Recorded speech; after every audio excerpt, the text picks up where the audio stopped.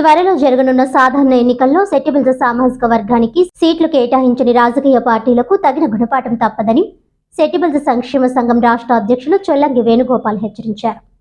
కాకినాడ రామారావుపేటలో గల సెట్టిబిల్జ సంఘం భవనంలో సెట్టిబిల్జ సామాజిక వర్గీయుల ప్రత్యేక సమావేశం నిర్వహించారు. ఈ సందర్భంగా వేణుగోపాల్ మాట్లాడుతూ అన్ని రాజకీయ పార్టీలు బీసీలను కేవలం ఓటు బ్యాంకుగా వాడుకుంటున్నాయని ఆవేదన వ్యక్తం చేశారు.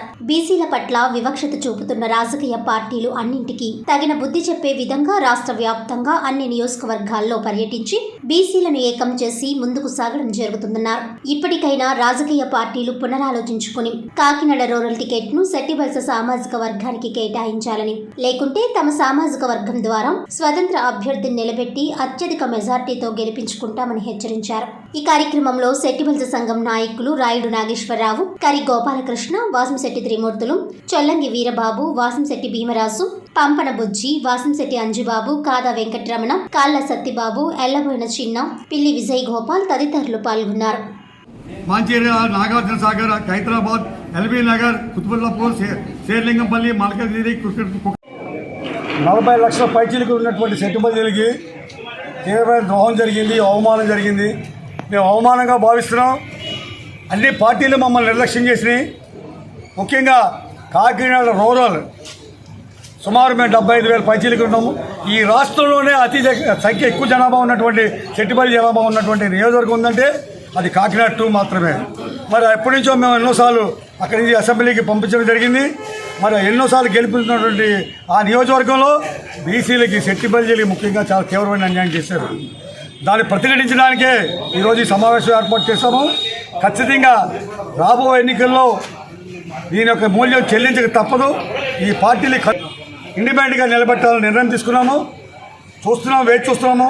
పార్టీలు ఏ పార్టీ ఇస్తే ఆ పార్టీని గౌరవించి క్యాండిడేట్ని అభ్యర్థిని గెలిపించి ముందుకు తీసుకెళ్తాము. ఒకవేళ పార్టీలు ముందుకు రానట్లయితే ఇండిపెండెంట్గా అభ్యర్థిని పెట్టాలని ఖచ్చితంగా కమ్యూనిటీకి తీసుకెళ్ళి అత్యధిక మెజార్టీతో గెలిపించాలని చెప్పి ఒక తీర్మానం చేసుకోవడం జరిగింది. అది గెలుపు తథ్యం. మేము పోటీ పెట్టడం ఖాయం. కానీ ఇప్పుడున్నటువంటి పార్టీలు ఏవైతే ఉన్నాయో ఆ పార్టీలు ఉద్దేశపూర్వకంగా చేసినట్టుగా మేము భావిస్తున్నాం. ఎందుకంటే అనేక సర్వేలు జరిపించారు. సర్వేల్లో 85%, 70% కూడా సర్వేలు చెప్పినాయి. సెట్టిబిల్జ గవర్నమెంట్కి ఇచ్చినట్లయితే ఖచ్చితంగా 70% గెలుపు అవకాశం ఉందని, వాళ్ళకి 10% మాత్రమే అవకాశం ఉందని చెప్పి పార్టీలు ఖచ్చితంగా స్పష్టంగా ఇష్టపడడానికి కావాలని తొంగలో తొక్కి పార్టీలైన నియమావళిలు, పార్టీ సిద్ధాంతాలను తొంగలో తొక్కి ఇష్టం లేకపోయినా సరే అన్ని పార్టీలని కలుపుకొని ముందుకెళ్తున్నారు తప్ప ఎక్సెప్ట్ బీసీలని సెట్టిబిల్జని దూరం పెట్టారు. మా పార్టీ వల్ల బీసీలకి తీవ్రమైన ద్రోహం జరిగింది. ఈ పార్టీ ఆ పార్టీ లేదు. ఏ పార్టీ మమ్మల్ని పిలిచి గౌరవిస్తే ఆ పార్టీని ఓట్లేసేది మేమే. కాబట్టి మేమంతా కలిసి ఓట్లు ఏ పార్టీకి వెళ్తే ఆ పార్టీకి వెళ్తుంది. మమ్మల్ని నిర్లక్ష్యం చేసిన వాళ్ళు మేము వేరే ఆ పార్టీలకు ఎందుకు వేస్తాం? ఇవాళ అధికారమే పరమావిధిగా భావించి వాళ్ళు సిద్ధాంతాలు తొంగలో తొక్కి 10% 10% రిజర్వేషన్లు ఎకనామికల్ బ్యాక్వర్డ్ పేరుతో వాళ్ళు 15% ఉంటే 10% వాళ్ళకి ఇచ్చారంటే 75% రిజర్వేషన్ బెనిఫిట్ పొందుతారు. వాళ్ళు ఇవాళ బీసీలకి అన్యాయం చేశారు. అటువంటి పార్టీలతో కూడా చేయగలుపుకుని వాళ్ళ అధికారం ముఖ్యం అనుకుని మొత్తం అందరినీ కలుపుకున్నారు తప్ప బీసీలు నిర్లక్ష్యం. ఇవాళ చెప్తున్నాను, మేము అడుగుతున్నాం డైరెక్ట్గానే. పవన్ కళ్యాణ్ గారు మీకు బీసీల మీద మక్కువ ఉంటే మీ పార్టీలో మీరు ఎన్ని సీట్లు ఇచ్చారు? సెట్టిబిల్జలు మీరు తిప్పుకున్నారు. ముమ్మడివారిలో సీట్ ఇస్తున్నారు. ఎందుకు ప్రకటించట్లేదు? ఇవాళ కాకినాడ 2లో మీ పార్టీని సెట్టిబిల్జ నాయకులే లేరా? ఎందుకు మీరు వదిలి ఓడిపోద్దని తెలుసుండి కూడా మీకు అలాగే రిపోర్ట్ వచ్చినప్పటికీ మీరు ఎందుకు ప్రకటించారు?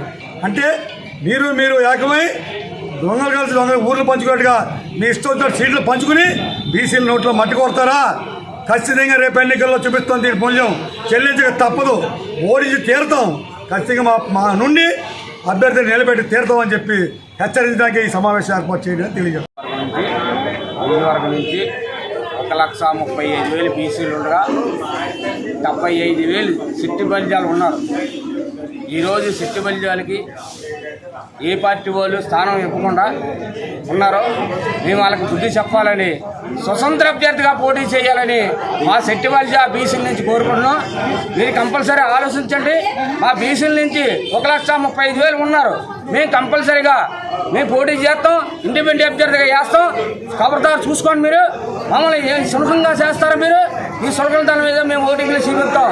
చాలా గొప్పగా మార్పు వచ్చింది.